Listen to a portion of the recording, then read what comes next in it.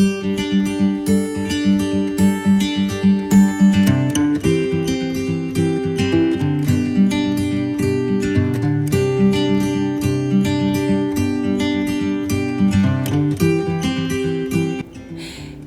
day, welcome to Good Vibes Book Club. This is where we discuss a motivational book each and every week.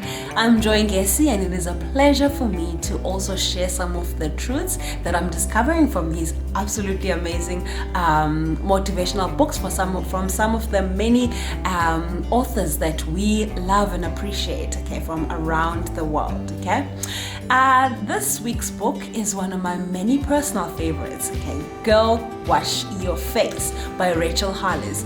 It's currently ranking 4th place on Amazon's bestsellers 2019, and it has been from the beginning of 2019. Absolutely amazing book. So yes, if you want to have a copy, do follow. I'm sharing a link and let us support the author, okay? Today we're looking at Rachel's view on procrastination and comparisons and, least appreciation of ourselves, okay? And the nice thing about a book is that Rachel narrates her book in form of stating the lies that she used to believe and then teaches the truths she learned, as well as some practical ways that we, can implement in our lives and make our lives better as well. And so for all those stuck in the habit of resolutions for gym and diet and healthy eating and adequate rest and setting a goal of any kind, yet failing to be persistent in pursuing it, you'll be glad to know that number one, you're not alone, okay? Rachel shares how she also had a habit of drinking up to 3 Diet Cokes in a day, and she relates on how she knows how hard it is to break a habit. But fortunately, hard to break does not mean impossible to break, right? It may be hard, but it definitely is possible. So she also shares some ways that she, applied her mind and ensured that she's going to really break away from the habit of drinking Diet Coke, and she successfully achieved that goal. So procrastination is not a reason. If we set goals for ourselves, let us apply our minds. Let us ensure that we actually reach those goals. It's going to help us to feel, better about, ourselves. We will be more in line with what we believe, and our personal integrity will be, boosted as well. Through Rachel's perspective, we learn that whatever standard we set for ourselves is where we'll end up, and that we need to make it a principle to keep promises, especially the ones we make to ourselves, because now the only thing standing between you and achieving your goals is the ability to build on past success. So yes, you accomplished something in the past, but you want to ensure that you keep building on it. You keep achieving, okay? You're only as good as your last performance. So work on constantly achieving greatness. That is how you continue to make it in life.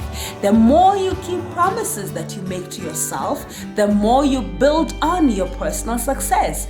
The more you work towards keeping this promise, the more you will slow down and apply your mind before saying yes or no to tasks. Sometimes we say yes so easily, but the more you make it a habit to keep to your promises, you will know to think before you say no to any task, because you have to definitely commit to doing it. So be honest with yourself and simplify your commitments to those that you can keep. Okay? Make sure that every promise that you make, you intend to keep, okay? And make sure that you will keep that promise that you make, especially the one you make to yourself.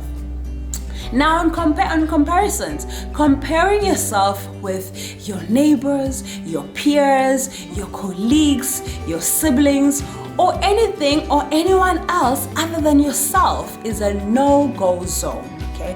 You want to ensure that the only person you're comparing yourself with is yourself. You want to compare yourself from the previous self that you were. You want to measure your progress. You want to measure your performance. You want to measure if you are becoming better or if you are stagnant. Okay, you want to be able to compare yourself, but don't compare yourself with other people. Compare yourself to yourself. So we all have a unique purpose in life, and God has wonderful plans for each and every one of us. And yes, those plans could be different. We could have different paths. So if you're comparing yourself with someone else, okay, you could just be losing sight of where you are actually intended to be in your life. So our path to prosperity may take longer. Okay? It may need some moments of failure.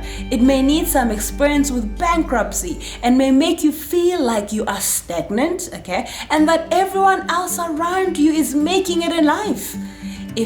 As if you were, again, supposed to have been further along in life. If you ever feel like that, take the time to consider that your path is different from other people's, okay? And even though it seems that they have gone past you at the speed of light, you should focus on your path, okay? Stick to your path.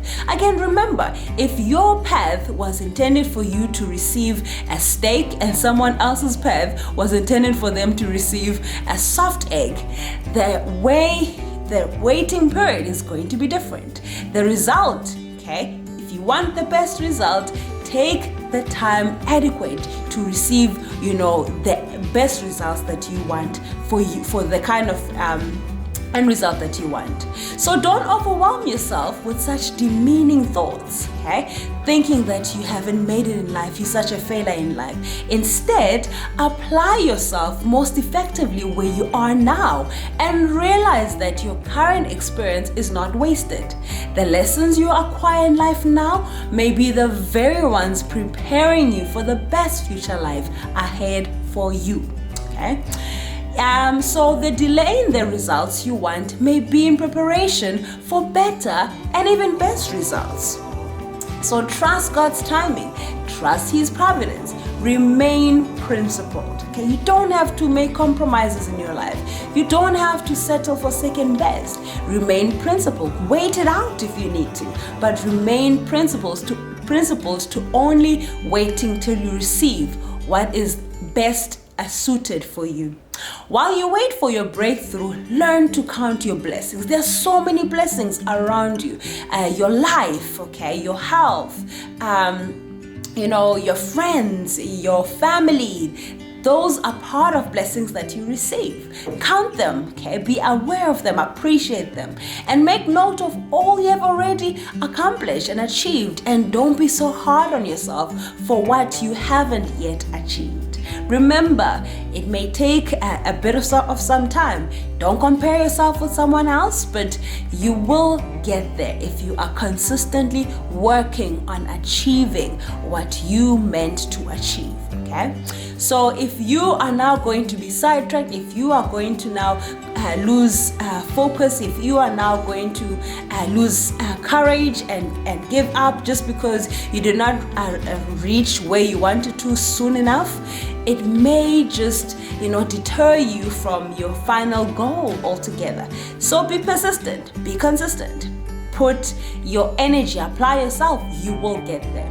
And when the going gets tough, because yes, it will. Life is so unpredictable sometimes, and it will throw curveballs. It can, it will. Always remember that even the worst and the toughest situations will come to pass. It'll be over. Okay, it'll come to pass. Someday you will look back and reflect and say, I went through that. Okay, you will overcome. You will come out stronger. You will come out wiser. You will come out better. Okay, it is only a choice away. You don't have to succumb to situations. You don't have to accept and just be withdrawn because of situations. You can definitely learn from situations. You can definitely be empowered, and you can allow the process to make you the better and the best version of yourself. So absolutely refuse to let anyone dictate your life. Refuse to allow any nightmare to overpower your dream. Refuse to stay down. Okay, if life brings you down, refuse to stay down. When life brings you down on the ground, get on your knees in prayer and then will to get stronger, will to overcome. Okay, you've got this power of will, of choice. Use it. The only way out is for you to fight your way through. Okay, don't run away. Okay, deal and overcome and go through, conquer. Use your power of will. This is a power that is given to us, and it is a power so strong. And sometimes we neglect to use it as much as we should.